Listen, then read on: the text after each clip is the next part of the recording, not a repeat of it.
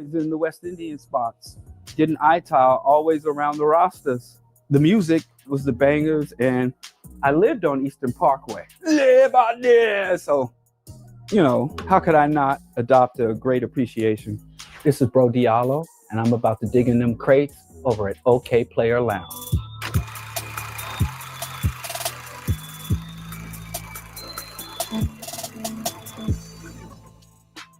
Y'all setting traps. This was right up front. Didn't even have to look for it. We in Brooklyn. The illest. Biggie Smalls. Rhymes are played out. Okay, now it gets hard from here. I discovered music. Music's been surrounding me. My dad actually plays the piano, and my mom always had music playing, cleaning the house, and then in the car, there was music all around. Cookouts. I don't know of any life memories or life experience that. We're implementing AI. I really hope this one works. Well, AI had the time of my life. AI never felt this way before. Aren't associated with music. I also came up in the Baptist church, the Hellier Jackson Christian. So there was never a time that I have any conscious memory where music didn't saturate the background of my life. I don't hear much new music unless it's an old artist that I continue to follow. Fortunately, social media, which wasn't around at the time, I would love to, growing up, to know what Schoolie D had for breakfast or what KRS-One's dogs look like. But I follow old artists that are still putting out music, and I try to get music directly from them because I'm still of the generation that, actively supported the artist. And I picked this one as a shook one, not one invoking shookness. So I don't want anybody to get confused. So I think that was like the theme song for anybody that got chased home from school. I grew up listening to disco a lot, Donna Summers, a lot of blues, Bobby Blue Bland. And then when I went to live with my grandmother, it was all God's music, no sinful or worldly music. So Mahalia, the Aretha Franklin gospel album before she was claimed by the world, that was mostly it until I got old enough to make my own music selections, and from then on it was hip hop. X-Clan was very, very Afrocentric aesthetics, just taking it as far as they could go. On DMC, the OGs. My favorite album artwork is probably the By Any Means Necessary album cover with Boogie Down production. How y'all doing? Can y'all hear me? Is this thing on? Peace. All right. Hello, everybody. What's up, everybody? Welcome to the BroDiallo broadcast. I know we starting a little early, but I wanted to share my OK Player Digging in the Crates interview. So I started a little early for the people that's really up on everything and ready to roll, son. So that's my a little snippet of Digging in the Crates interview when I was there shooting the Bird's Eye View podcast co-hosting. They had us do that. So go check it out. You can find it at OK Player. And that's that. I hope you dig it. I hope you can dig it.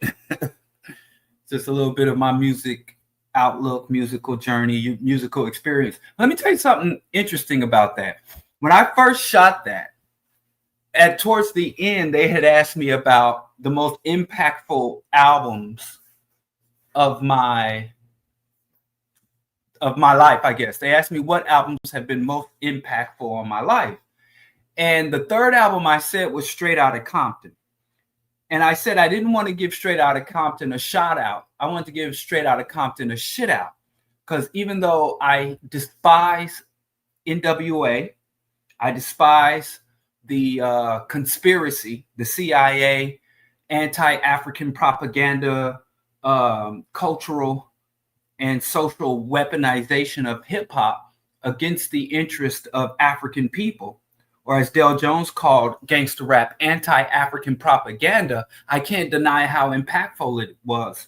on my peers who were subject to that anti-African, anti-social indoctrination and all that. So I just kind of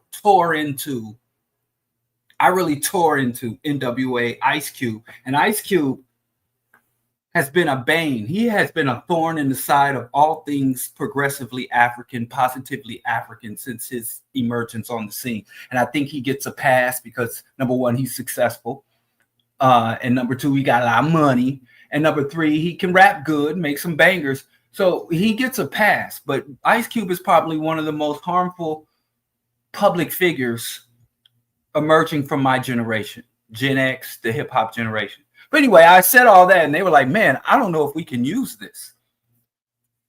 And I'm like, well, and so I didn't even think they were going to put this out because of some things I had to say with artists, because they do have a relationship with a lot of these artists and media companies and record companies. But they cut some of it out, and we can discuss it on here. But they put a bit of it back. So, but I didn't think the thing was coming out at all. Anyway, welcome to the BroDiallo broadcast. Let me put the thing across the bottom of the thing. Please share, like, subscribe, and contribute. I get a lot of love from this show. I do. And I don't want to seem ungrateful, because I am. But I don't get a lot of support. It's like I get way more love and appreciation than I do support. And I'm not ungrateful for that. But the problem is sometimes, I think to myself, maybe the BroDiallo show has run its course. Maybe it's time to wrap it up. I have a lot of other things going on. Maybe I should just, let this, the BroDiallo broadcast gracefully bow out. And that because of not the lack of support, I do get support. It's just not adequate to sustain the broadcast. And I'm constantly adjusting and I'm constantly trying to maneuver in order to sustain the BroDiallo show. But just the reality is that the support is not there to sustain the broadcast. And I think, but then I'll go away. Like if I'll have some work to do or I have some traveling and work to do, and I go away and I'm not able to meet the schedule, and I hear from everywhere. Literally, I'm not even exaggerating. I hear from across the globe, Korea, South Africa, Nigeria, and all over the US. People like, yo, where are you? Where's the show? Why was there no show Monday? We missed you. You've been gone 2 weeks. And I'm like, wow, there is a desire for a revolutionary, evidence-based Pan-African perspective. There is a strong desire. And like I said, I get a lot of love, a lot of appreciation, and I don't take any of it for granted. But I do need support as well. And like I said, that can come in the form of monetary, yes, money. That can come in the form of monetary, but everybody ain't got it like that. So if you could subscribe, if you're already subscribed, if you can make it a point to say, hey, I'm going to share this. We got motherfuckers like Charlie Squirt. Well, not him anymore, but Mrs. Squirt, his wife. They have billion-dollar media apparatus, and they have the corporate propaganda machine pushing them 24/7. Their reach is beyond anything. And then we got buffoons, demagogues and buffoons who show up on the Breakfast Club and all over, spouting utter nonsense, misrepresenting Pan-Africanism, and fleecing and scamming the people. So we have to engage in guerrilla media. Make it a point to keep these little underground spaces. And y'all see I'm trying to be more creative and inventive in getting it out. But revolutionary, I forgot that. That's why. Hold on. Can I reach it from here? Hold on a second. Give me 1 second. Let me put the thing on the thing. Where is it? Like this darkness.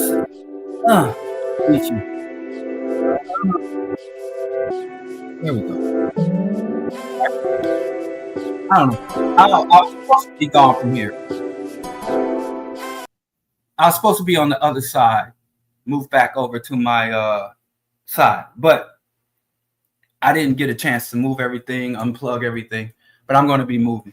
But anyway, I appreciate y'all, but I'm making a sincere, heartfelt appeal for, where's that guy? For some money or some peanuts or just helping me in the algorithm, helping me spread the reach so that we can sustain the BroDiallo broadcast. And if it's time for the BroDiallo broadcast to go away, believe me, there's no hard feelings. It shouldn't have been going this long, honestly. And I'm only here at the service of the people, this is truly for, by, and of the people. And, you know, I'm grateful for being able to make a positive contribution to our just aspirations in terms of ideology. Because I literally started this, to be honest with you. I was a rank and file grassroots organizer.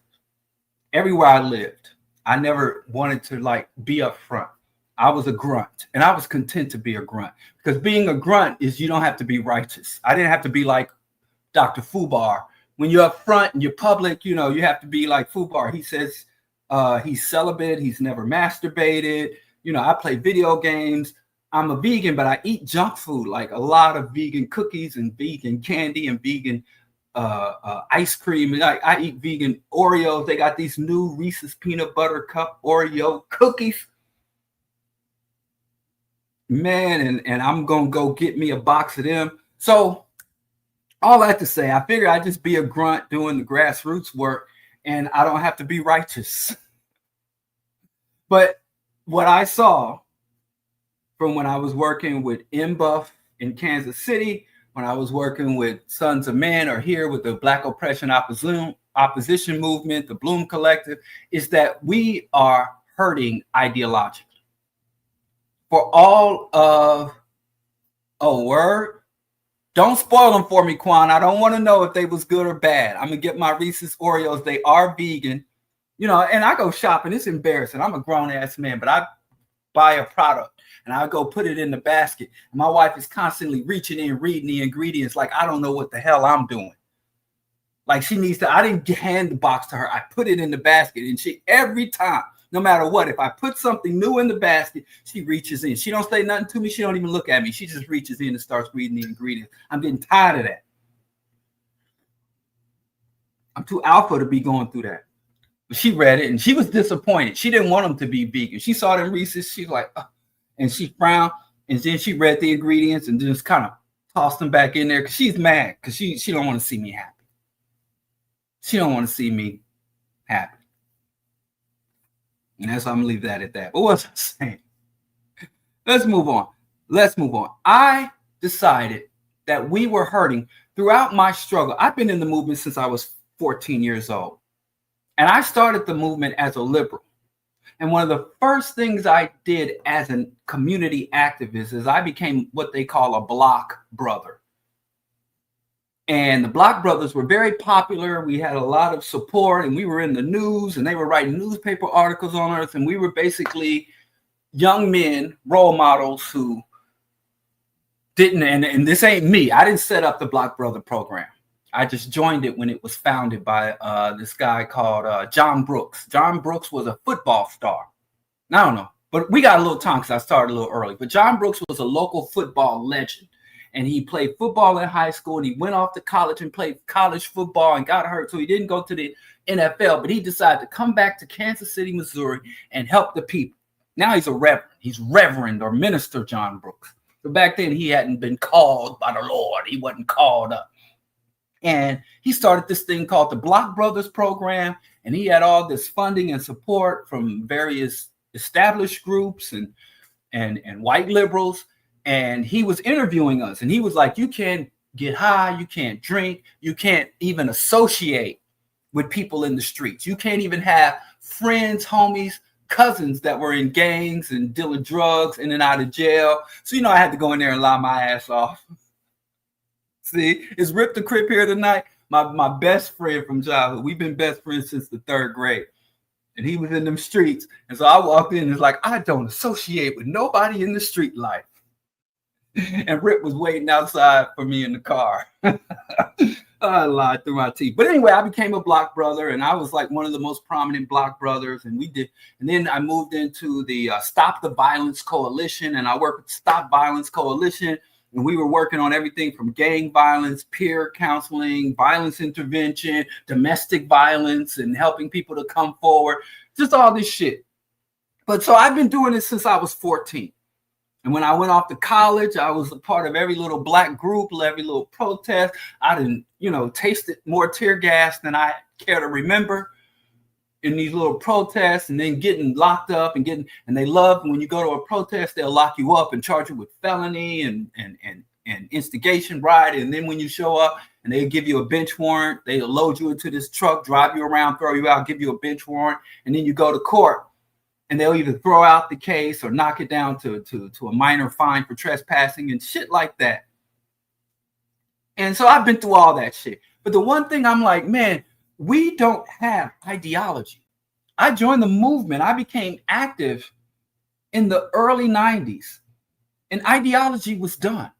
And in fact, people would always make fun of me. It's like, you're reading these books and don't nobody care. I'm not liberal or conservative. I'm down for my people. I just want freedom. And I'm like, how do you define freedom?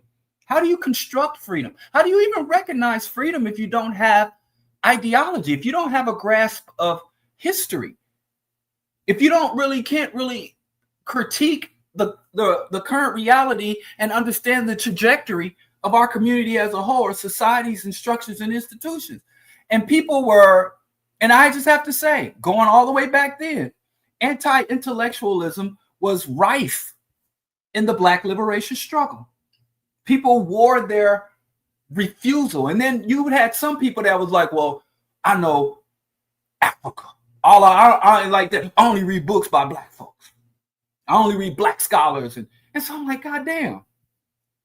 Can you imagine if you were a CIA or an FBI agent and you were in there and they were like, yeah, we trying to take down these movements. We trying to maintain our control of the world economy and our military dominance. And you walk into the CIA and FBI and say, I only read books by white patriots.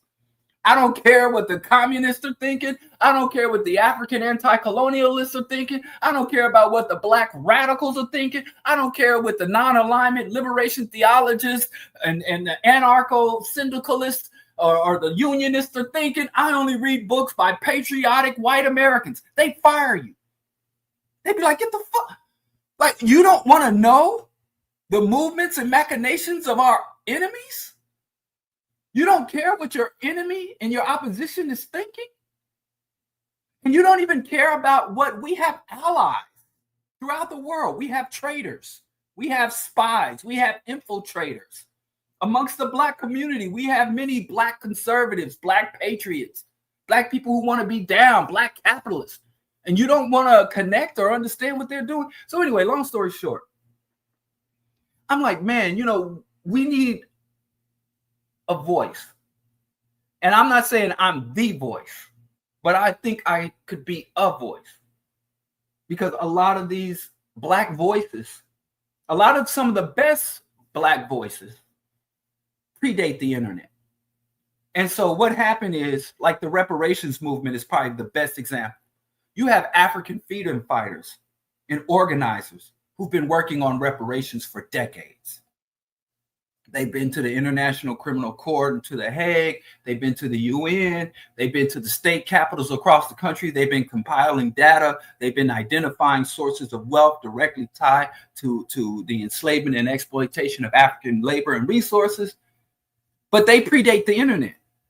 These brothers were in libraries with microfiche. And if you don't know what microfiche is, they were in there pulling up microfiche and putting them on the projectors and shit. You go to their lectures and they had these, I forgot what they were called. You would have to have these things called transparencies, and you put them on a light board and it would project it onto a screen. And so because they predate the internet, a lot of these internet tech savvy scammers, to ADOS, to FBA, who are more tech savvy, took their research, took their struggle, expelled the revolutionary components, and emphasized the monetary reward components, the payout components, and now they become the voice. So anyway, long story short, that was my motive for joining. I started with 0 to 100, the BroDiallo show, and just being a media voice and speaking. And I didn't want to just write books, because there's another segment of highly educated, highly well-read, and they just speak to each other and they pass books around each other and they feed off of their sense of superiority. So I'm like, can I get revolutionary analysis, revolutionary critique, revolutionary ideology, and articulate it to the masses of people?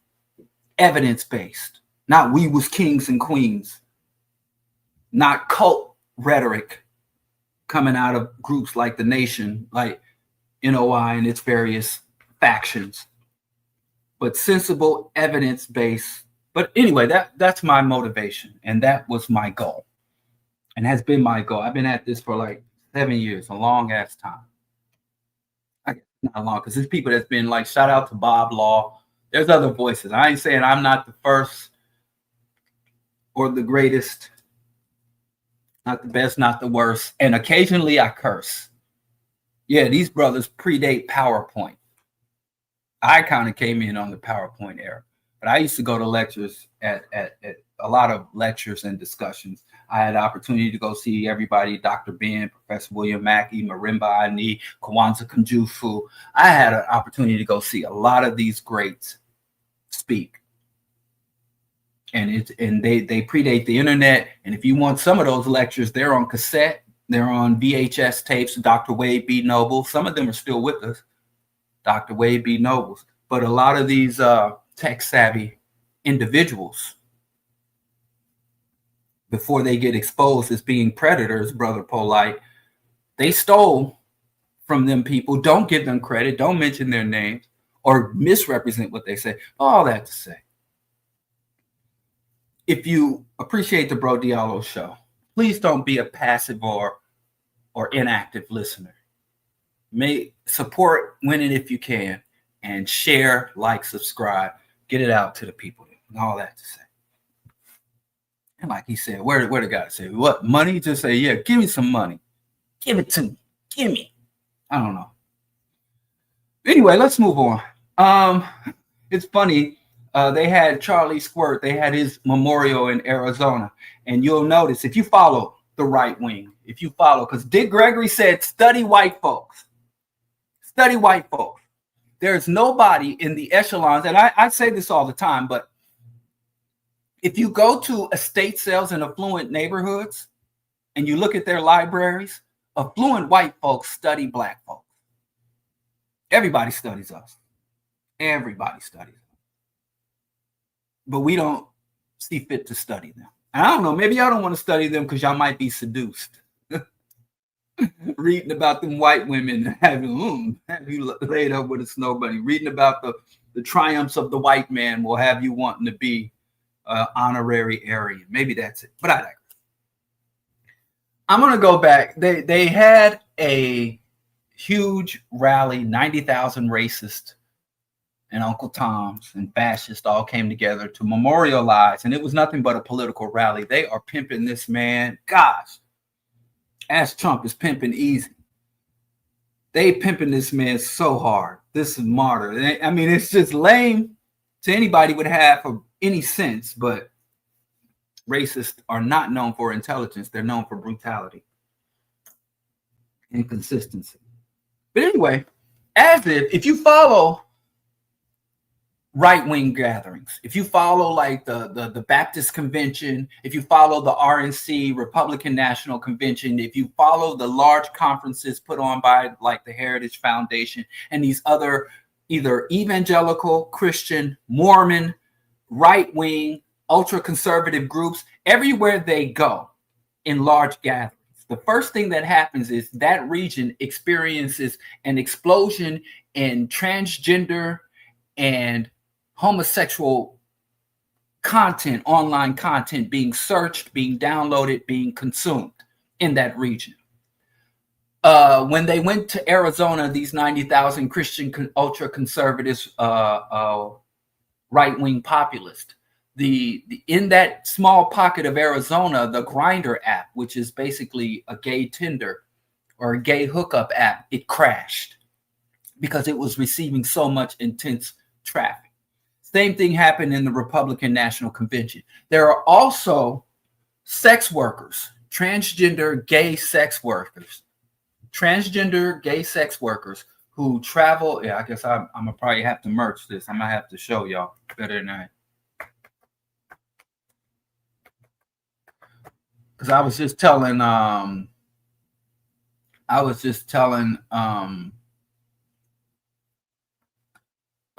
James about this. I made something slick. I said something slick to James, and James is like, "What the hell are you talking about?" So I sent him a link to this article. Massive grinder outage reports coincide with Charlie Kirk memorial service in Arizona. So everywhere they go, and I also was saying, and there are interviews online if you care to look it up, where transgender and gay, queer sex workers literally follow these conservative conventions, these conservative gatherings, you know, even Turning Point USA, these large conservative gatherings, because they know not only will there be an explosion in work for them, there'll be an enormous amount of work, there will also be quite a bit of money, because we know the conservative right wing is awash with money. And why do the conservatives have money? Much, much more money than the left ever has. But even the progressives or the run-of-the-mill liberals, these people are awash with money. Peter Thiel money, that Elon Musk money, you know, that Koch brother money, that libertarian anarcho-capitalist money, they get that venture capital money, vulture capital money. So that's the reality, which articulates that these people are hypocrites, they're liars, and they're repressed. They are repressed, hypocritical liars. But that's a whole nother thing. I didn't get into that. But I just remember I mentioned that to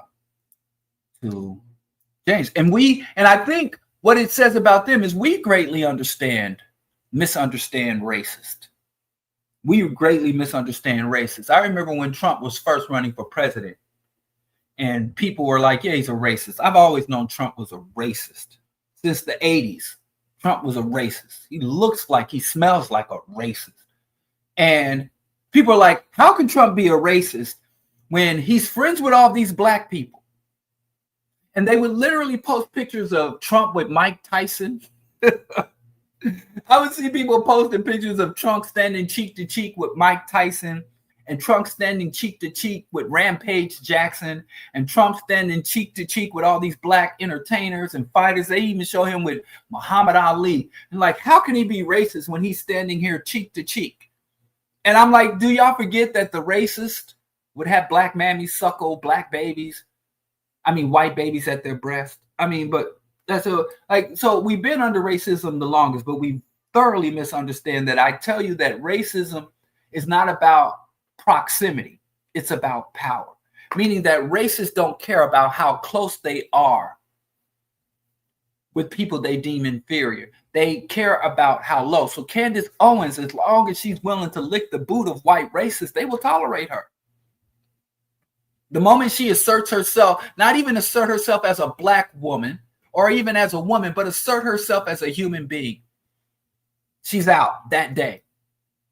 As long as Kanye is loving Hitler and wearing Klan suits, he'll be a poster boy. I'm not encouraging people to read this book, but we should be aware. Even the book, The Turner Diaries, said that when the race war starts, that they will have what they call like-minded minorities. Like-minded minorities in the book. LMM, like-minded minorities, saying even if we mobilize and attack the blacks, there will be a portion of the blacks who will join our ranks and fight with us. There are black people who fully embrace and believe the myth that black people are a burden on white society. Black people are indebted to white society. Black people have some level of inherent, inbred, inescapable criminality, and that the world would be better off with black folks. Some black people demonstrate this by marrying outside the race through generations. Some black people mutilate their African features to look more European. There's all kind of ways that Black people represent, but traitors dwell among us. They dwell among us. Sorry. I'm sorry. That's so unprofessional. I'm waiting for my great aunt. I have like a 90-year-old aunt, and I call her, and then I'll be waiting by the phone when I don't hear about it. But anyway, let's move on to what we're talking about. I just want to say one more thing, and I said this before about Charlie Squirt, but I can't get into it. But this hits me every day. I had a Harvard-educated history professor when I was in undergrad, working on my bachelor's degree in political science. And I was taking a class in history. And I think it was the history of Christianity, of Christianity. I think I was just curious. I was graduating with honors, and I was pretty much taking most of my required classes, but I still had to get some credit. So I was just taking shit I was interested in. I had a genuine interest in. And I took this class on Christianity in the Western world or something, or medieval Christianity. It was some type of history book. I mean, history specific. I think it was medieval Christianity. It was a history of medieval Christianity. And it was a horror show. And that's all I wanted. You know, if you ever, there's a show called Give Me a Break. Give me a break. And it was about this black maid. There was this white cop who had a bunch of daughters, and his wife had died. And he's this gruff white cop, white racist cop. And so he needed somebody to raise his daughters because he didn't have time to go seduce another woman and get another wife. And his daughters were too old for that. And so he hired a black maid named Nell Carter. And it was called Give Me a Break. And she moved in that house and sassed up that white man and raised up his daughters for him. I always thought they were going to hook up eventually, but no. But anyway, there was one scene, and Nell was like, I got to watch my soap operas. And there was some conversation about soap operas. And she was like, I love soap operas because I like watching white folks suffer. And I don't know if you know about the soap operas in the 80s, but it was all this drama. And she's like, I love soap operas because I like watching white folks suffer. And so that's why I took medieval Christianity. I'm like, I want to see the torture, the blood, like a horror movie. European history, man. It is a shit show. But I mean, the reality we live in now, Europeans, man, they be wilding out. But she said to me one day, because we'd be going, she'd have us write these papers and go through these articles and just a typical history class. But she said to me one day, and this is a white woman, blonde-haired, blue-eyed, born rich, born into affluence, world travel, speaks multiple languages, one of those wispy, scholarly white women who was liberal, who was very liberal. She taught at a predominantly black school. She taught history. And I think she was the chair of the history department or co-chair, but she taught history. She could teach. She could have taught anywhere in the world. She could live anywhere in the world, but she lived on the south side of Chicago, but in Hyde Park. But it's still the south side. It still qualifies. She lived in the south side of Chicago. She taught a predominantly black school, and she was just really with it. And wispy hair, and wore those fabric-y clothes and scarves, and held her tea with both hands and her giant teacup. Just everything you could ever want in a white woman. And she one day was outraged. I don't remember what I was talking about, but I'd be in that. Maybe she got tired of me. They'd be talking about the horrors of medieval Europe and the Christian atrocities and suffering of the European peasants and the pogroms against the religious minorities. And maybe I was sitting there and I wasn't conscious of my face. And I had maybe a smirk, and she one day was like, what did she say? She said, you act like white people are the worst people. You believe that the white people are the worst people. Now, I'm sure she's heard this before. She teaches on the south side of Chicago, right? And I'm sure some brothers that have either been in the nation or nation adjacent have been through her class. So she's heard all the white man, the devil, you Rugu and all that. And she's like, you act like white people are the worst people. And I was taken aback because I never said that. I wanted to get my degree, so I would never say that. But I looked at her with all sincerity, and I tell you the truth, I wasn't lying. I'm like, I don't act like white people are the worst. I said, you act like white people are the worst. I said, you and your fellow historians, your fellow scholars, your fellow academics, and your fellow white culture and thought leaders believe white people are the worst. Not me, you do. And then she's like, what are you talking about? I'm a world-renowned scholar in European history, and I'm, you know. And so I told her, listen, if you are a white person and you want to be completely erased from the consciousness and the history of European people, I said, if you are a white person and you want to guarantee that there'll never be a monument built in your name, a university or a building named after you, if you want to be a white person who is thrown away and never become a person of significance in your people's history, then you become and you live your life as a just and righteous white person. And I asked her, I said, you have a PhD. I asked her, have you heard of Smedley Butler?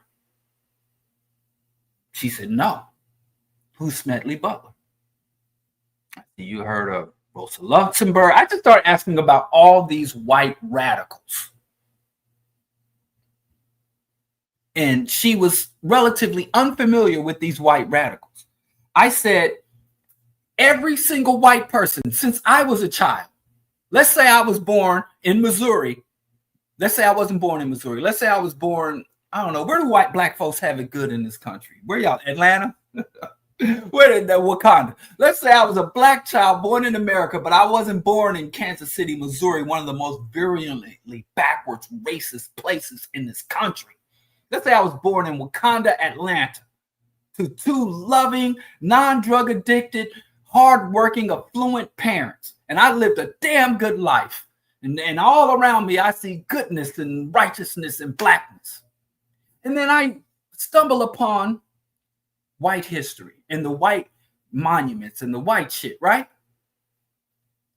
And I would be like, wow, these white people only love evil.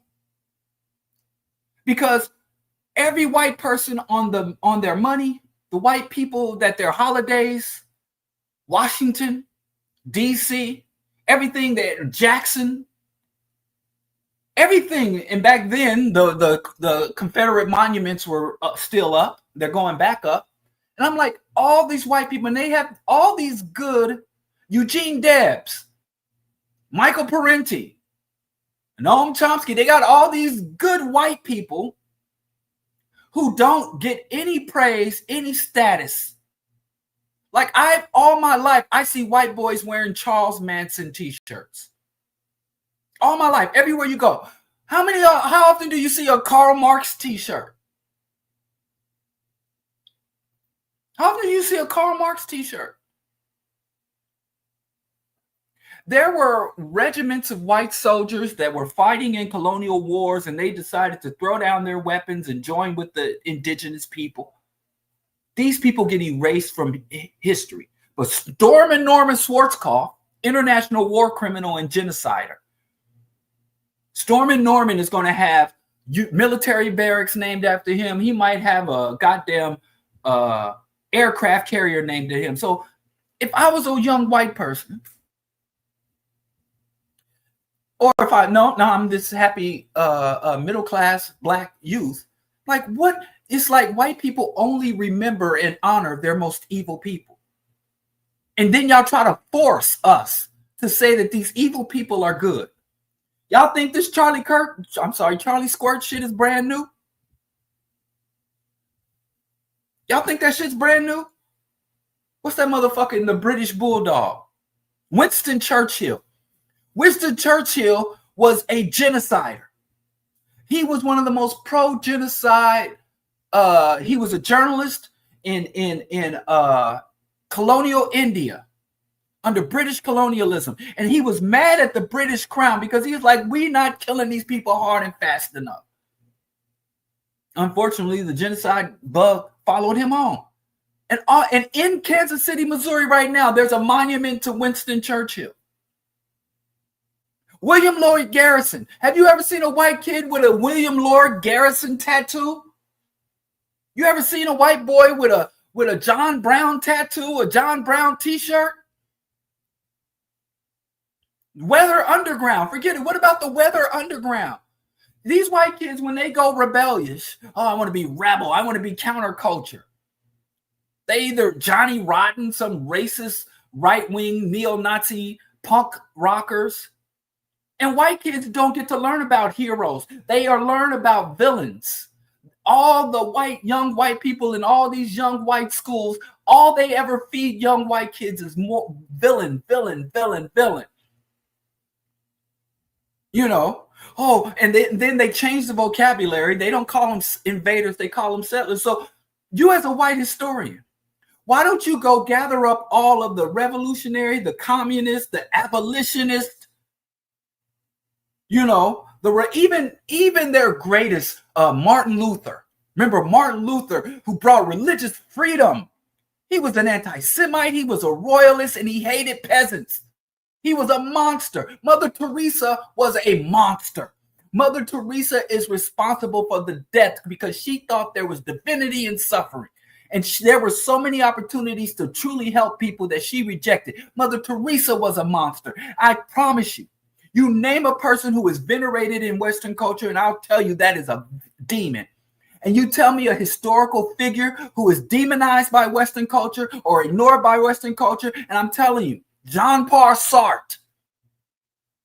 And so I'm like, how dare you accuse me? I ain't got no power over you. And I'm like, and to the point where I meet black people like, yeah, white folks are bad. Ain't no good white folks. And if you only go by the dominant media, the dominant culture, if you go by Hollywood and the people they make movies about, these cowboys who are out slaughtering innocent people, maiming and slaughtering indigenous people to take their lands, you could easily be like, there are no good white people. Gandhi was a scumbag, but he wasn't white. Gandhi was a big-time scumbag, but we're not talking about, because we can go talk about the caste. I might have to talk about the caste. I might need to do a whole show on the East.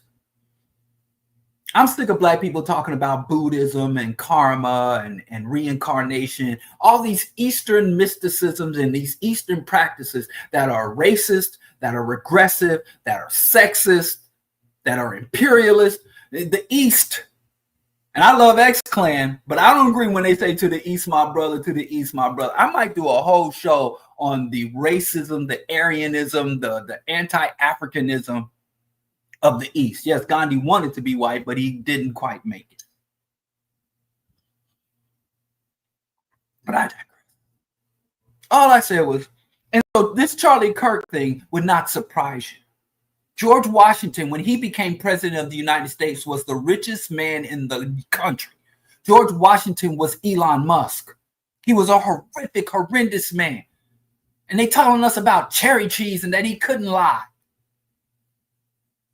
And I'm telling you, and I know I'm going to get in trouble. I'm going to get in trouble. I'm going to get hate for this whole show.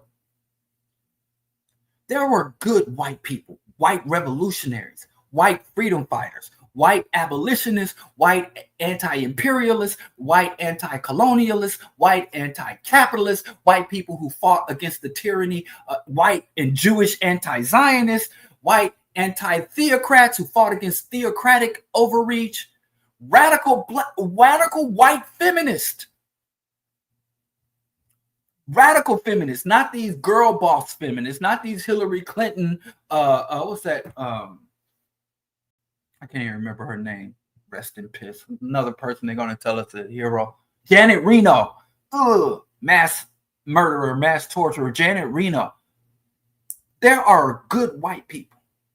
But unless you're willing to go and get some moldy, dusty books and go read the fine print, white folks don't have no heroes.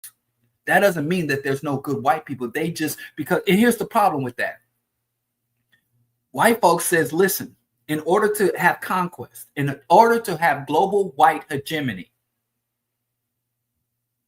in order to have global white hegemony, we have to suppress the good guys because we have an evil agenda.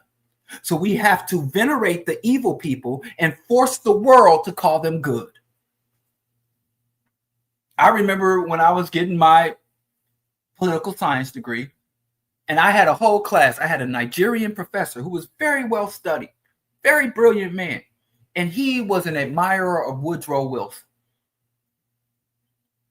I mean, he just thought Woodrow Wilson was the first public figure to be a true scholar and politician. You know, it used to be an early political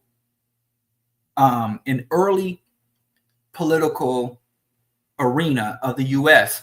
The politician was the man like boisterous, the loudest and most aggressive, the most successful baron would be elected.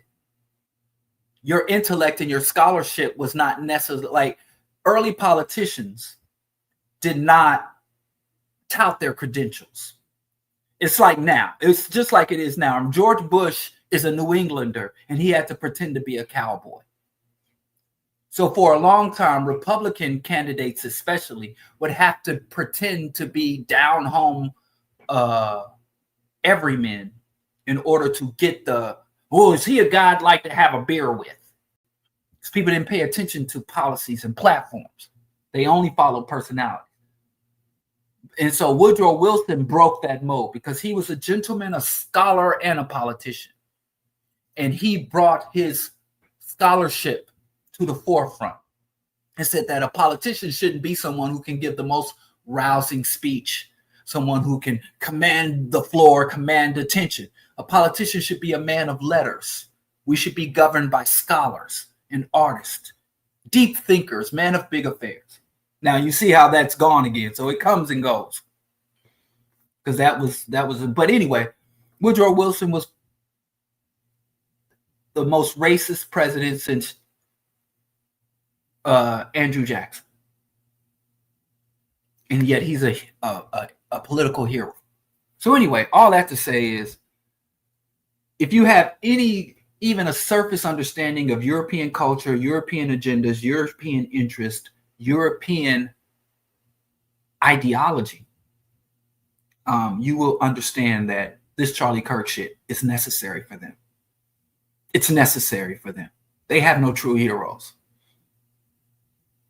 They have no true heroes. And it's so weird that they went around saying books are woke and school is woke because they know. I'll tell you what Dale Jones said, and I'm quoting Dale Jones. Dale Jones said that if I had a white boy and I was able to raise him up and educate him, and if I had a white boy in my clutches and I was able to educate him, he would go home and wipe his people out. He said he would go home and wipe his people out. And then Dale Jones said, and I wouldn't have to lie to him. If white youth were taught true history, if they were truly allowed to understand their status in the world, their people's impact on the world, how they came into power and wealth, if they were truly educated, they would rise up and destroy their own culture. They would obliterate it. How do we know? Just look at the white people who figure it out. There are whole swaths of European women who says, I will never have a white child. I will never give birth. I will never have children. I'm going to remain childless. They are called anti-natalist. It's like we cannot continue to reproduce in this world. And it ain't just for black folks. Because they say in Western culture, you go look at the scholars. Go read Endgame, a 2-volume book. Right? They said Western culture has a death urge. So they must be told, up is down. They must be told black is white. They must be told evil is good and good is evil. And anybody coming to you to talk about, I want to do good for humanity, they're lying. They're lying. So it kind of surprises me. We've been in this country the longest and we understand it the least. It does surprise me that black folks are so shocked that they're turning this Charlie Kirk into a civil rights icon. Didn't we grow up with George Washington being an honest and noble man who fought and sacrificed to build a country where freedom may reign, even though we fucking knew he was the wealthiest plantation owner, the wealthiest man in the country, and the only reason he fought the British is because he wanted to keep a bigger percentage of the loot? It was about who gets to keep the money, and George Washington was collecting all this money through the slaughter of the natives, enslavement of the Africans, and the destruction of the ecosystem. And he'd get this big pile of money, big pile of gold, big pile of furs, big pile of grain, big pile of cotton. And then he had to cut that shit and send it across the ocean. And George was like, the fuck? I'm here doing all the killing, all the slaughtering, all the enslaving. Why the hell I gotta send shit over there? It's like, nah, we ain't sending you shit. Step off, King George. That shit wasn't for freedom. It was for money. He wasn't fighting for freedom. That's why when the motherfuckers wrote the freedom papers, they said freedom is for white men with money. We'll have democracy amongst the gentry, landed white males, landed white Christian males. They didn't even give all freedom to all white people, let alone the greatest democracy in the world. America never gave nobody freedom. You had to take it.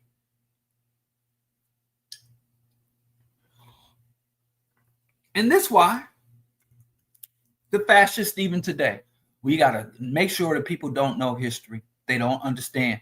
Because if you don't understand the history, you cannot understand what's happening today. You think, I don't like Trump. I don't like Charlie Kirk. It don't matter what the fuck you like or don't like. If you don't know the historical record, you don't understand it. You can't claim to understand something if you don't know its history. If you don't know the history of fascism, of right-wingers, of U.S. capitalism, if you don't know the history, you don't fucking understand it. You can say, I like it or I don't like it. Let me tell you, if you ever walk into a doctor's office and the doctor doesn't ask you about your medical history, you better run the fuck up out of there. If you walk into a doctor's office and they don't ask you to fill out a form, and when the doctor first meets, when you meet a new doctor and the doctor does not inquire about your medical history, this motherfucker could be the most educated, most expert, but if I don't know your medical history, then I can't treat you. I can't comprehend. You can tell me I'm in pain, I'm suffering. They told me I have to, if I don't, and they don't even want to know your personal medical history, what they asked you. Does this shit run in your family? Is your mother still alive? Does she have any chronic illnesses? Is your father still alive? Does he have any chronic illnesses? Do you have siblings? Or they have any afflictions? Does alcoholism, obesity, short-sighted, does it run in your family? When you go to school, you walk up into school, the first thing they want to know is your academic history. Where have you gone to school and how did you perform? You meet a woman and you want to crush them cookies like Dr. Umar. First thing, if she don't ask you about your history, she's going to play you. Any intimate partner that's interested in you want to know where you come from, where you've been at, who you've been with, and who you be with. Anything of substance, anything of value, anything you intend to have any impact on whatsoever, you better know the motherfucking history. But we think we can walk through this world not comprehending political history. But I digress. What are we talking about today? The death of liberalism. I'm going to just get in this and get out of this because I'm exhausted. Now we go on because somebody goes on. Somebody, I don't know if they hate me or love me, but somebody goes on my videos and timestamp when the topic starts. I'm not going to say who it is. I don't know if I've seen them, but somebody's doing it. And I don't know if it's an act of hate or love. I don't know if to put up the middle finger emoji or to thank them and put up the heart emoji. Because I don't know if they're doing it out of love. Damn. I might say I got a copy. That's the purple book. I got the one with the purple cover. Shit, I might have to start pawning my, because I'm over here struggling and suffering with the BroDiallo show. Thank you for that sticker. Much appreciated. Anyway, where was it? So, okay, let's talk about the death of liberalism. And I'm out here suffering. Here's the problem. The vast majority of Black folks who identify as conscious, who identify as revolutionary, who identify as Pan-African, some who identify as leftists, and a large segment of the Black community who aren't on the ideological left, hate liberals. There is a extreme sentiment of anti-liberalism inundating the Black community. And as I talk to Black people who are anti-liberal, I find that their anti-liberalism is more of a byproduct of the relentless propaganda machine of corporate media, of the capitalist propaganda infrastructure, than it is from radical analysis.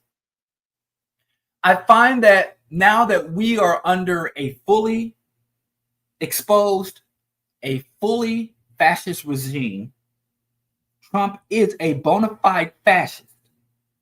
He is a ultra-conservative, right-wing fascist. And so I will write about and rail against the right-wing fascists because they are in power. The conservatives, the ultra-conservative, the right-wing fascists have control of the executive branch of government, of the judicial branch of the federal government, and the, what's the other branch? I said executive, judicial, and legislative.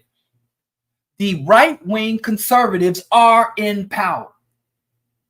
The liberals are the what is called the political opposition, meaning that they don't control committees, they don't control the courts, they don't control the executive branch, they don't control the administrations and any institutions, non-governmental institutions, multinational corporations, not-for-profit organizations, faith-based organization, any type of non-governmental body that seeks to engage with the federal government will have to appeal to and speak to the right-wing ultra-conservatives.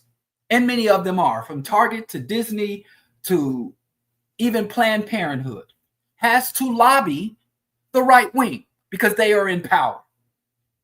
The entirety of the federal government is under the administration of conservative right-wing fascists. So I talk about this. And every single time that I talk about the conservative right-wing fascists, I have some conscious Black person, some woke Black person come and say, the liberals too. What about the liberals? What about the Democrats? Let me be dignified here, because I'm just speaking from my own frustration. And one question I ask these people every single goddamn time, I say to them, when someone makes a post criticizing the liberals, do you jump on there and say, what about the conservatives?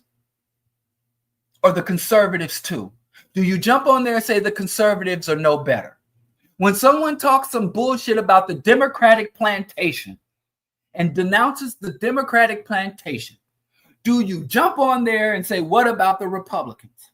Because without fail, I should pull the shit up, but I'm running out of time. I should pull this shit up.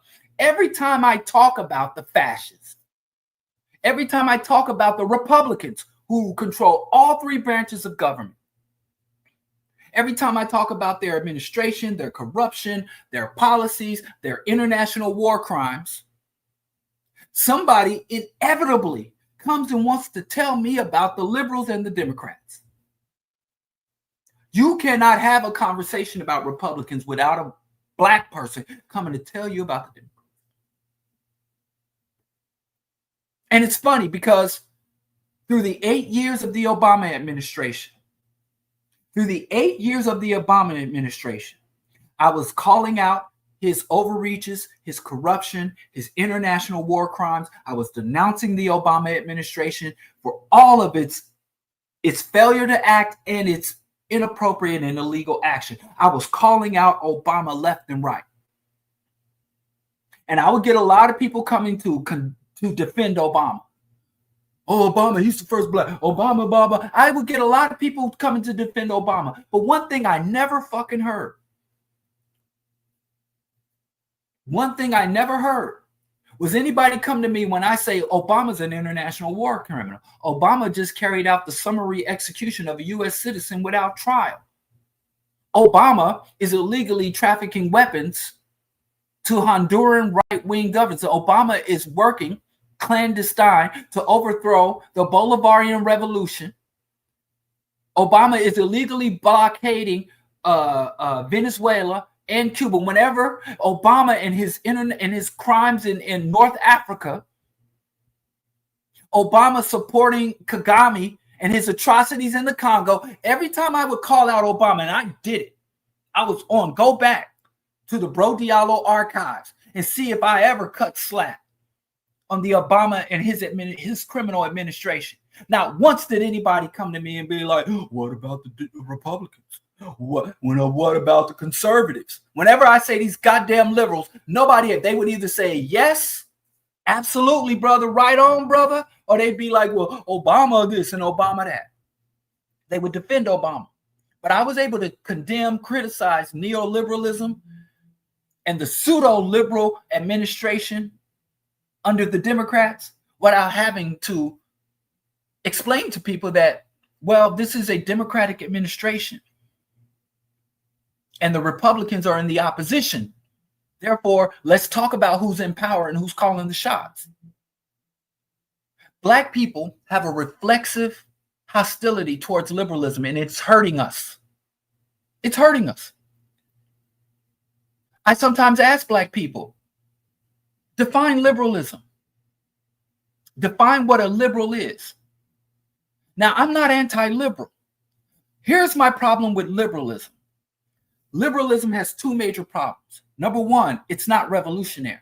So it is inadequate. When an unjust system like capitalism and white hegemony take over, liberalism is inadequate and insufficient to meet that challenge and to remedy the issues of capitalism and white hegemony. It is not enough to be liberal. Liberalism is too co-optable, meaning that capitalism and white hegemony can integrate liberal principles, liberal policies, and even liberal terminology and rhetoric and still maintain the unjust systems of capitalism and white hegemony. So my problem with liberalism is the same as my problem with feminism and other or civil rights and integrationism. It doesn't go far enough. But because liberalism is inadequate to meet the challenge, does not allow me to reject liberalism. Because what is liberalism? Liberalism is nothing more than the idea of personal autonomy and freedom. Liberals believe that people should have freedom and autonomy into themselves. So liberalism supports, I hate that women's rights to choose are pro-choice. No, abortion. Liberalism gives women autonomy over their body. And that means a right to determine when they begin to have children, who they have children with, and whether or not they have children at all, or whether or not they want to carry out to term a pregnancy or they want to terminate a pregnancy. That's what liberalism means. Liberalism means religious autonomy. Liberalism means you can worship whatever God you want in whatever way you see fit, as long as it doesn't encroach or violate the well-being and rights of others, and gives you a right to worship or to reject worship. It gives you a right to identity, gender identity, sexual expression, sexual coupling.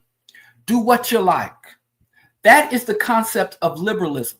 When it emerged in the 17th century, this was a radical idea of the fact that each individual belongs to themselves and can determine for themselves independently what is best for themselves. That was a radical idea because prior to that, you had monarchical systems, and that monarchs were the regents of God. That God selected a specific bloodline to rule, and that bloodline dictated to you how you to live. You are a subject of the crown. You are not a citizen of the government. You have no right to express your grievances to the government. You have no right to petition the government. The best you can do is appeal to the good nature of the monarch or the nobleman or the lord. But peasants and serfs were bound to the land, and the land was owned and controlled. You couldn't even move from one town to the next without express permission of your nobleman, your lord, or your king. So in the 17th century, what the white people call the rev. Now, this was not how the rest of the world was governed. We can talk about pre-colonial governments and formations. Now, the world outside of Europe was not a utopia at this time. You had some civilizations and cultures and kingdoms that were fucking crazy and insane by my standards. Everything from human sacrifice to dictatorships to China, and even in parts of Africa, had what could be defined as imperialistic or conquest-oriented communities and nations. So I'm not saying the world was a utopia, but the reality is the system coming out of Europe came to be the dominant system and the dominant force of history across the globe, whether you want to accept this or not. Everything in the world is defined by European colonization, even those who resisted, those who submitted, those who rose up, those who fell, those who continue to survive, those who went extinct, is all defined. This epoch, it can be called the Anthropocene, this epoch of human history, the engine and the fulcrum is Western domination. And like Neely Fuller, the late Neely Fuller said, the law of misknowing. Until you understand white supremacy, everything else you think you know will only confuse you. You cannot comprehend anything about the modern world without understanding the history and trajectory and the impacts of global white hegemony, Western values, Western culture. Now, they say this is supremacist. It's not necessarily that it's supreme. If we are to read The Iceman's Inheritance, Urugu, The Psychopathic Racial Personality, a myriad of other books, if we are to understand these books, this came about, or a really good book of understanding is The Destruction of Black Civilization, Chancellor Williams, and The Reconstruction of Black Civilization by also the Chancellor Williams. Right? But that's all liberalism means. And it was a revolutionary idea for the 17th century. Right? But here's the problem. They also applied liberal philosophies to the economy. This is pre-capitalist domination. Most people who worked were what you call tradesmen. You were a cobbler, you were a blacksmith, you might even be a scribe, you could be a musician or a playwright. So the vast majority of people who worked, most human beings in the world worked in agriculture, right? And so most people worked in agriculture, and they didn't own their own farms. They had little plots of land that they worked on the land of sharecroppers, really. They called it sharecroppers when we did it, but that they didn't invent. There's so much coming out of Europe. That's the thing. Europe was a laboratory for atrocities. Europe did not, and there's some black people that act like the history of the world is Europeans were living in Europe and just having society in Europe, and they decided to explore the world. And when they went across the world and saw people with different skin colors and cultures than them, they went crazy and started enslaving, colonizing, genocide. No. Everything the European did abroad, they practiced on themselves for centuries. Europeans colonized other Europeans 10 times longer than they colonized Africa. Thousands of years they colonized and enslaved each other. They just didn't call it that. Oh, he's a peasant. He's a serf. He's a goddamn slave, a chattel slave. Where the master owned you, owned your wife, and owned your children, and owned everything you produced. We like to think that we have some special relationship with white folks, that they just lose their mind. They see our melanin and our rhythm, and they just don't know how to contain themselves. But no, we're not special. They don't do it because we're black. They do it because they're white. They don't do it because we're black. They do it because they're white. So anyway, the poison pill in the concept of liberalism is they applied what was called laissez-faire, or the liberal ideas to economics. Meaning, hey, you earn what you get is yours. When you work to earn money, it's your money, and you spend it as you see fit. Which makes sense for a tradesman, for a small time, entrepreneur, for a small cottage industry, when your business consisted of you, your wife, and your offspring. But then these things called multinational corporations, British East India companies, this concept, this obscene, horrendous concept of limited liability, LLC. Now I can't believe they had black people in fucking auditoriums graduating college. And Pinky from Slutty Vegan got up and said, everybody has an LLC. And all them black folks started jumping up and down. If I was an administrator of that college, I would have revoked all them goddamn fools' degree. Somebody go find them fools that was doing the jig because Pinky got them an LLC. And they thought, oh, I got an LLC. That means I got me a business. Go find them fools right now. I bet you 10 out of 10 of them are either on somebody's payroll or trying to get on someone's payroll. See this? See, this is somebody that doesn't have brawn. Yeah, my musculature. Yeah, they're gonna destroy the world, and they're gonna destroy the ocean's ecosystem because they have an irrational fear of our musculature. And it's funny when even this racism as it relates to eugenics, but I can't get distracted. But that's the kind of shit we believe. Or they fear our penis. Our penises are so big. Our muscles are so well defined. But I digress. So anyway, liberalism always had a poison pill in it. But liberalism in its time was radical. And so what happened is that's early in modern European history, in the times of conquest, invasion. They call it a time of exploration and settlement, but it was a time of conquest and invasion. They took these liberal ideas across the globe, and then they started interacting with African civilizations, Southeast Asian civilizations, indigenous American civilization. They ran into like the Iroquois Confederacy, who told them, because even the liberal ideas, they only extended to other worthy men. So your liberal ideas only extend to, if you are a white male Protestant, then your liberal ideas only extend to other white male Protestant.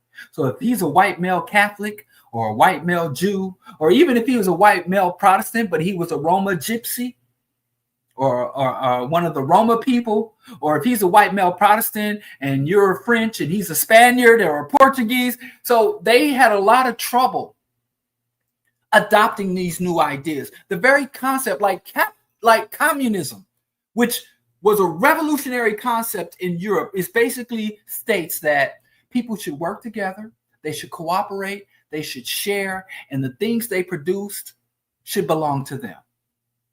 The things they produce should belong. So if workers create wealth, then a baron or a lord should not own that wealth. But the people who create the wealth should own the wealth and determine how the world is disseminated. That's all. All the books, they got books this big on communism. When Africans had that shit figured out before the written word was invented. Share, cooperate. What you create with your hands belongs to you. The land you're standing on and the land you're using is the land that is your land. And if somebody is 1,000 miles away, they can't claim your land. Private ownership, landlordism. And they were like, wow. So the saying that an individual person belongs to themselves and the things they create should belong to them. Europe had to fight world wars over this shit. Talk about inhuman. Talk about insane, psychopathic. They had to fight wars. They were hacking each other up. They were killing each other over, does God have the Apostle Paul, the first pope? Does God have a liaison on earth, or can any man can a man have a direct relationship with God who doesn't exist? Or must there be an agent or a conduit between man and God? Does God have an earthly conduit or not? And to figure out whether or not the God that doesn't exist have an earthly conduit or not, they literally tortured and murdered each other for 500 years. In fact, they're still torturing and murdering each other over this idea. So they would go to war and kill each other over very simple shit. And then we will see that shit and see these people waging war and killing each other over shit that should be common fucking sense. And then we get confused about it. We get confused about that shit. And so you have a lot of black people that say, I don't like the liberals. And then there are a lot of racist white people, a lot of conservative, crazy people that say, I don't like the liberals. And then we think we have some type of common thing. You have Candace Owens who doesn't like the Democrats. And then you have Dr. Fubar who doesn't like the Democrats. But the problem is, let me tell you this, liberalism is a problem. It is extremely problematic because liberalism, just like integration and inclusion, diversity, equity, inclusion, and liberal ideas are inadequate to challenge or subvert or transform capitalism and white hegemony. Capitalism is the true disease. Liberalism, corrupt, dysfunctional liberalism is a symptom. But the problem is, if you shun liberalism in a time where conservatism and right-wing ideology and right-wing policies are on the rise, you're doing yourself a disservice. We are losing ground. We had all these people who hated Kamala's guts. And I was one of those people. I do not like Kamala. But if you go back and look at my content back then, you go back to African World Order and look at me and Skip Kuhn, and you look at our content, while everybody else is going off on Kamala and celebrating that con woman, Jill Stein. By the way, where the fuck is Jill Stein? She show up every 4 years and promises black folks the world. I support liberation. It's really good for white folks to promise you anything when they know goddamn well they ain't taking power. And then she vanishes and goes spends all the money she got. Where the fuck is the Green Party? You show up for her, but I digress. But I would congratulate all these black folks, because if you go back and look at our content, we did a whole breakdown of the Trump platform, talking about everything from not just the Project 25, but the RNC legislative platform, their budgeting agenda, and their economic agenda. We talked about Trump. We talked about MAGA. We talked about the right wing. Well, and I'm like, why? And are all these black conscious people talking about liberals and going in on the liberals as if the fascists aren't emerging and taking power? And then after the fascists took power, I didn't think it, but I'm going to pretend like I did. I thought they're going to switch to talking about the liberals and the Democrats, and they're going to finally start talking about the ultra conservative. They're going to talk about the evangelicals. They're going to talk about the right wing populists. They're going to talk about the libertarian and anarcho-capitalists. They're going to start talking about Peter Thiel and stop talking about David Soros and talk about the real. They're going to talk about the real billionaires who are funding the political agenda. They're going to, and nope, they kept talking about the Democrats to this day. To this day. So I'll tell you this. The destruction of liberalism was very deliberate, was extremely deliberate. And they wanted to do away with liberalism because there was too much discomfort in the system. Because the system is able to accommodate liberalism, meaning that you can have capitalism. You can have capitalism and white hegemony and allow for the integration of black people. You can have yourself a little black Supreme Court justice. You can have yourself a little black chairman of the Joint Chiefs of Staff. You can have yourself a little black president of the United States. You can have your girl bosses. You can have your queer bosses. You can have your black CEOs.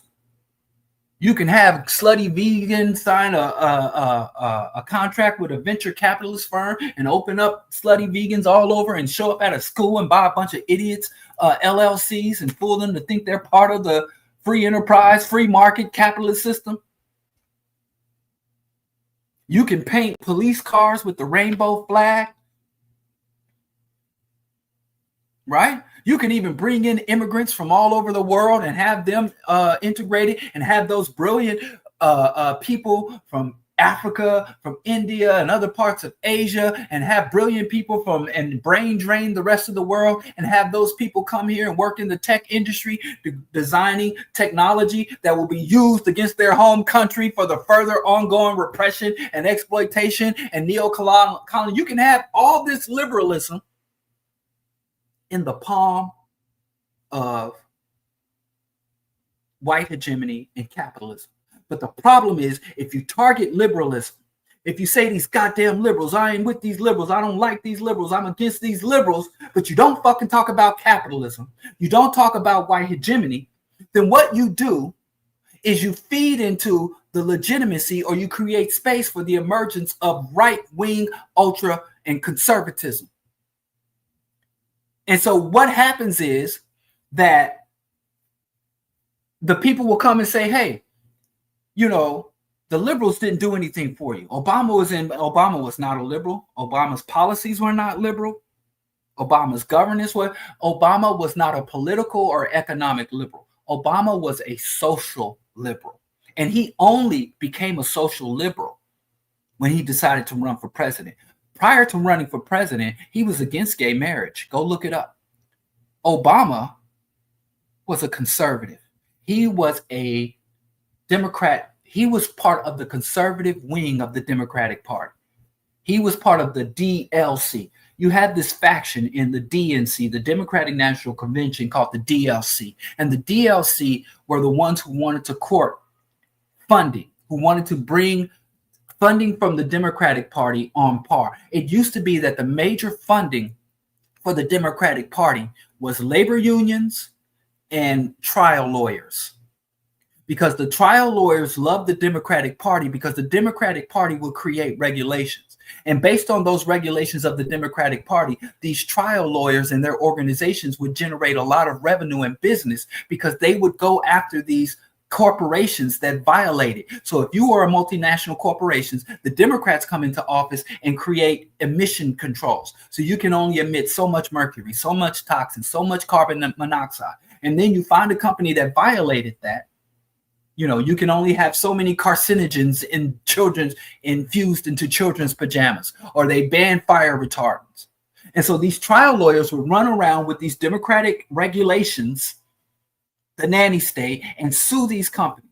And you would get letters or emails saying, hey, have you used Facebook in the last 5 years? Hey, have you used this product? Then sign on to this class action lawsuit. And you get a $50 check, and the lawyers run away with $50 million. But that's how it worked. And so that's why they like the Democrats, because Democrats in the liberal side of the government were very pro-regulation. I am extremely pro-regulation. I support regulatory oversight of multinational corporations and industries. I fully support that. Bureaucratic oversight, I support it. I don't want to live in a laissez-faire or libertarian capitalist hellscape, but that's a whole nother discussion. So their main funding came from these two sources. And the DLC said, we can't depend on the labor unions because labor unions are shrinking. And we can't depend on the trial lawyers because when the Republicans come to power, they deregulate shit. So there's no opportunity to sue. Say, hey, you can put as much mercury in the lake as you want. You can poison as many Americans with your products. All these safety, and you want to put airbags and seatbelts and all these regulations, right? And so they said, let's stop. We're too dependent on unions. And labor unions come and say, hey, we want more rights for workers. We want more opportunities for workers. They were asking for a lot of shit. And then the trial lawyers to say, we want more stricter regulation and we want more aggressive enforcement of regulations. And they say, hey, why don't we go get some corporate money? Because the Republicans were getting money from private industry. And private industry say, we don't want to be regulated. And every time we call somebody to get cancer, or we kill off a bunch of people, or we pollute the water source of a town, we got these damn lawyers coming to sue us. Or every time we try to expand, or we want to do massive layoffs, we got these goddamn unions. And so under the Bill Clinton era, the Clinton era of the Democratic Party said, hey, let's set up the Democratic Party to appeal more to the multinational corporations. And we can stab the unions and the lawyers in the back because they have nowhere else to go. And then we have a lot of progressives and social liberals, and we got the gays, and we got the blacks, and we got all these other factions in our party. But even if we sell them out, they have no other options. And the Republicans looked at the Democrats and says, wow, Democrats are starting to raise money and starting to go to Pepsi-Cola and Coca-Cola. They're starting going to the private weapons industries, and they're starting to go and cut into our funding. And the Republicans had a choice. The Republicans said, well, since they're moving further to the right, the Democrats are moving further to the right, we can move to the left. But they're Republicans, so they were like, fuck that. So if the Democrats move to the right, I don't know if it's right or right, but it's motion. Pay attention to the motion, not the direction, because this is right? If the Democrats move more to the right, we're going to move even further. So that's why the Democratic Party became a center-right party. But because there is no other existing political apparatus in the United States, wherever the Democrat is, that's where the left is in the United States. Now, other countries, you have truly socialist, truly progressive parties that are truly leftist. And so then what happened to the Democrats is as the Republicans move further to the right to outpace the Republicans, because I tell you this, if you look at policy-wise, this mother Nixon was a racist piece of shit. But go look at his time in office. Go look at what he did in China. Go look at his EPA and the founding of the EPA and protection. Right now, Nixon would be classified as a Democrat. He governed as a Democrat. Dwight D. Eisenhower was a Democrat. But now the Democrats literally exist in 2025 as Obama, if he was running for office with the same positions and platform, would be an ultra-conservative Republicans in the 70s and 60s.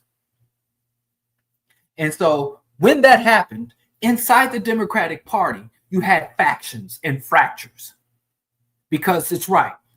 Black voters, gay voters, small business entrepreneurs, the anti-corporate voters, environmental voters, they were like, we have nowhere to go.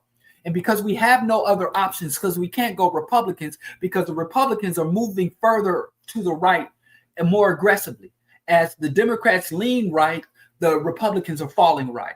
When the natural thing to do is if one party starts to lean right, the other party tends to lean left because they're oppositional parties. But you have both parties going right, and the whole Overton political window is going right.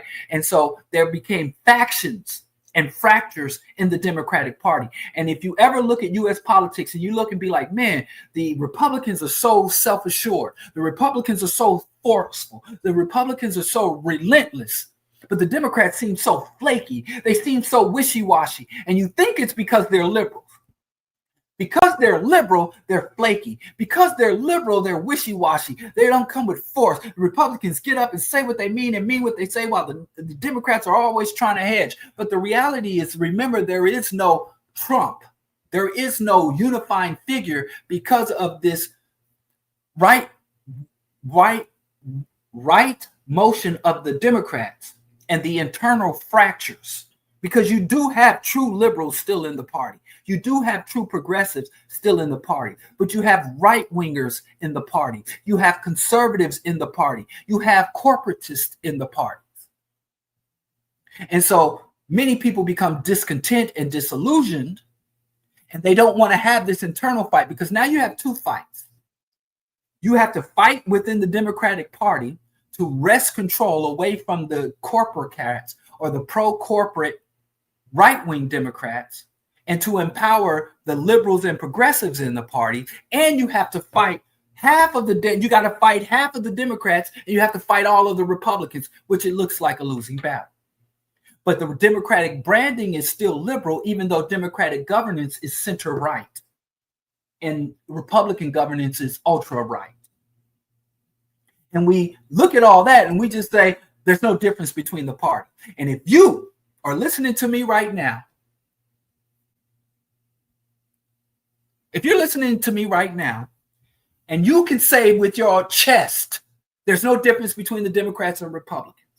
If you are old enough to have lived through the Obama administration, lived through the Trump administration, Biden administration, Trump 2.0, and say there is no difference. If you believe with your hearts of hearts that there is no difference between Kamala and Trump, I'm an atheist, but I'm going to say a prayer for you, because I don't know what else to say. If you are so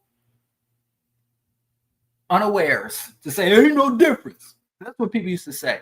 And I said, to say that there's no difference between the Democrats and Republicans is intellectual laziness. But let me say my atheist prayer. Lord, your son, I have been baptized. I know it's been a while, but if you do exist, please help them fools. That's it. Y'all got an atheist over here praying for you. There is a difference, but here's the problem. Here's the problem. Saying something is different does not denote that one is better or worse. Black people, let me tell you this. We have to understand white political factions. We have to comprehend white political factions and how they vary in methodology and tactics, how they vary in branding and presentation. We have to study white folks. We cannot put all white people into a box and say they just white people.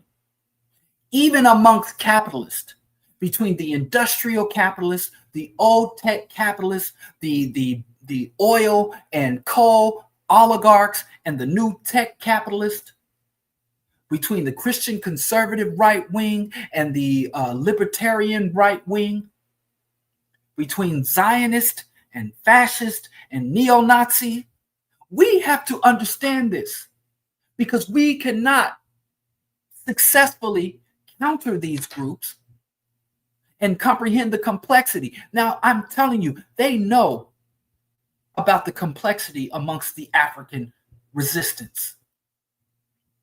They know what percentage of our community would support an African uprising, what aspect of our community would be neutral, and what aspect of the enemy of our community would side with them. They have these projections. They literally play war games. They literally have computer simulations acknowledging all of the great diversity of thought and ambitions and goals and methods amongst us. They understand it, where we think we can just be like, ain't nothing about nothing. We even have to understand the difference between the national parties and the local party, between their civic engagement on the ground level versus the federal government versus the state and local governments. This revolution is an intellectual endeavor. You ever watch that movie Terminator? And when they were doing in Terminator 2,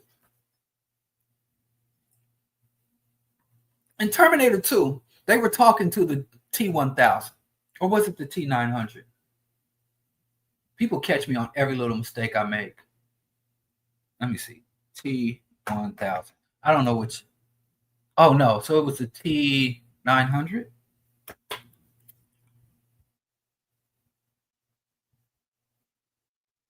God damn it.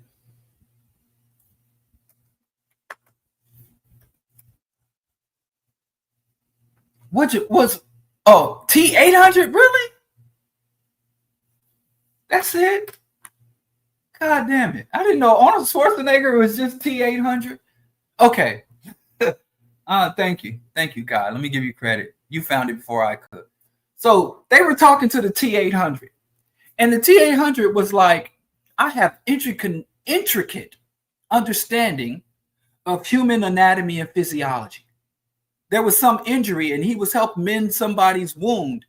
And they were like, what are you doing? You're just a robot. And he was like, I know how the human body works down to a cellular level. I understand the human body down to a cellular level.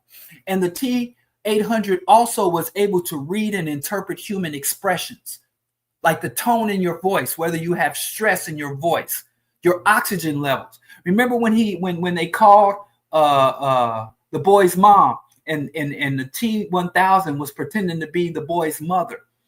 And he was like, nope, click. Nah, that ain't your mama. I could tell.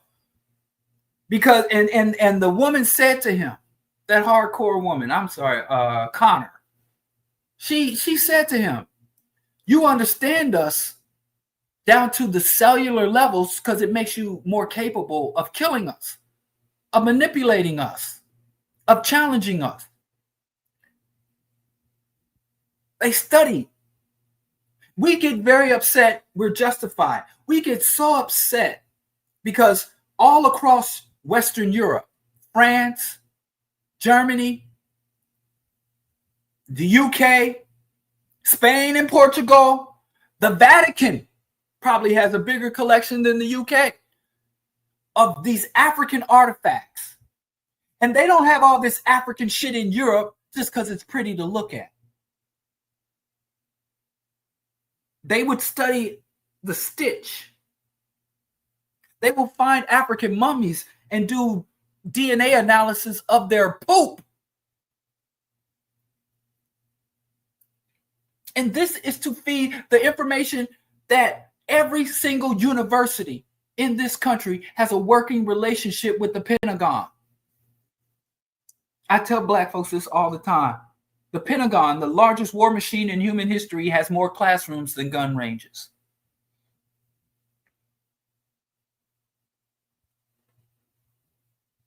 But I digress. So anyway, liberalism, if black folks, as the United States moves from liberalism to right-wing populism to fascism, it is a regression. Now you can dislike liberalism, but your dislike of liberalism has to be based on, not because every time you turn on the TV. And let me tell you something, the destruction of liberalism went through the same process of the destruction of radicalism. The United States went on a systematic campaign to destroy leftist organizations, leftist individuals, and leftist ideology. They wanted to purge leftism from the American psyche. These concepts and ideas such as anarchism, communism, socialism, black liberation, black separatism, they wanted to purge that from our psyche. And they did so systematically. They did so in the popular culture, in the movies. They never stopped. I remember I was on FD's show and I talked about in the 80s and 90s, whenever there was a black militant in a TV show, they were always either a con man, a faker, or an idiot. I don't care if it's Good Times. I don't care if it's the Fresh Prince of Bel-Air. I don't care if it's the Cosby Show. Go back and look at the Afrocentrics in that show. And it's always the patriotic American, the liberal black that was always sensible. And the black militant was always preaching hate and separation, not really liberation. Go look at Sanford and Son. And I love Red Fox. in every movie. So they went about destroying leftist sentiments and ideology, all but obliterated. Now they're working on liberalism. So now we're going to have right wing and more black people. And this is no accident. Because the problem is, hey, we don't want black people to be liberal. We don't want black people to depend on the liberal party or to embrace liberalism because it is inadequate to address our condition. We need black radicals. We need black leftists. Liberalism supports the status quo. Liberalism is able to exist within the grasp and within the functions of capitalism. But black liberation cannot. So we have to bring our people back. But by relentlessly attacking liberalism without doing the ideological cultivation of the black masses, without also having an equal amount of attack and denunciation of conservatism. I don't even know. When's the last time you heard the word conservatism? When's the last time some black person you look up to or love, some black scholar, has said the word conservative or conservatism? It's like I've never, maybe I'm just too isolated. Maybe nobody wants to hang out and play with me anymore, like the black radical. But I don't hear black folks talk about conservatism. When I was young, that's what it was. I remember Claude Anderson said conservatism means racism. I wanted to get into the death of ideology and the end of history. I'm going to pick this up, but this might have to be a part 2. I just want to leave with the idea that black people, we cannot become illiberal. We cannot become illiberal. Just because the Democratic Party, a center-right party, a reactionary party, a pro-capitalist, pro-imperialist, pro-Zionism party, pro-neo-colonialism party rises up and say, hey, in addition to all that, we think that women should have a right to choose. We think that we acknowledge the rights of LGBTQ plus people. We acknowledge that black people should have some considerations due to the histories of injustice, that black people should have some consideration when it comes to hiring, when it comes to access to schools. We believe that the poor people should be allowed certain provisions and assistance and support. We believe in a strong social safety net. Just because the scumbag Republicans, we cannot abandon those good things because the scumbag party has co-opted or has championed those things. Baby with bathwater. No, that was Claude Anderson. Conservatism means racism. That was Claude Anderson. He said that 25, 30 years ago. I don't know what he says now. Claude Anderson, man. He done flipped out on me in his old age. He's flipped out. But we're going to come back to this because I want to talk about the death of ideology and the death of the end of history and the end of ideology. I want to talk about neoliberalism and how it's distinguished. But I tell you, black folks, for every time you attack liberalism, you need to call out conservatism and right-wing populism, because we are literally pushing so many of our people towards right-wing ideas. And we're having so many black people abandon progressive and liberal policies and sacrifice the liberal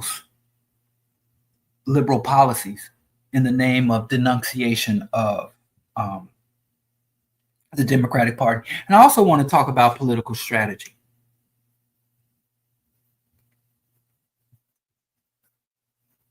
Because so many pro-black people care more about being right than they care about winning. And if you care more about being right than you do about winning, if you care more about being right than you do about achieving the goals, if you care more about being righteous in your opinion and pure in your politics than you do about the immediate needs of your people, you can't call yourself a revolutionary. I don't know what to call you. I would say you're a reactionary, but at best, you're a weirdo. So I'm going to talk about some realistic political strategies on the next show, and I'm going to talk about anyway.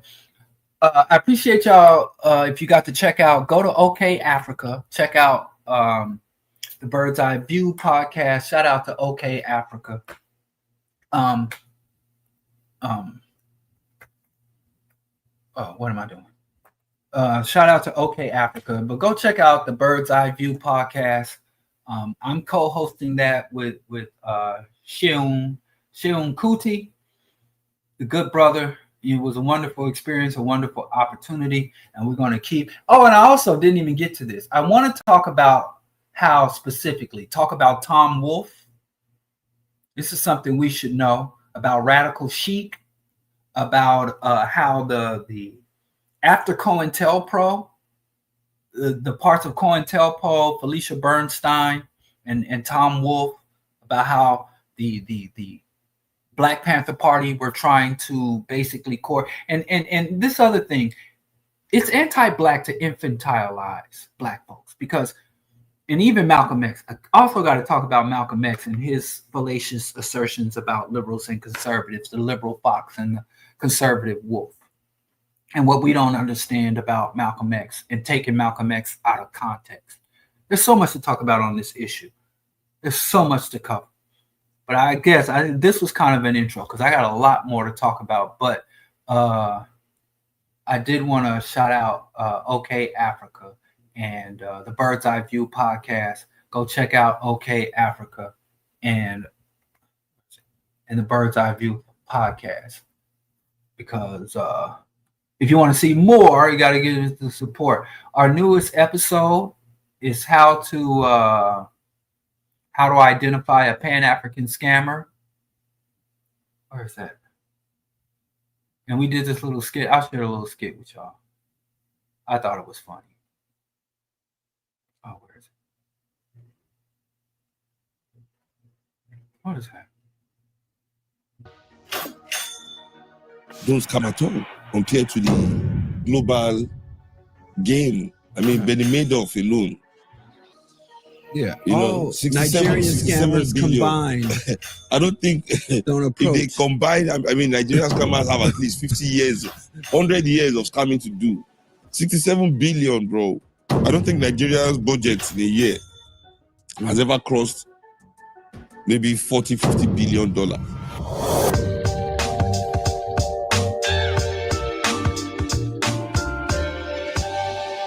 From the Mobutu Sese Seko Center of Investment, we have Brother Patrice Puri X coming to give you this opportunity to build your personal wealth. Brother Patrice is offering investment, low tuition classes. $12.99 a month for the revolution. Yes, which will give you opportunities to learn the production of low estrogen foods, black karate, and gun shooting, basket weaving. For the and women, keep also, these women in line.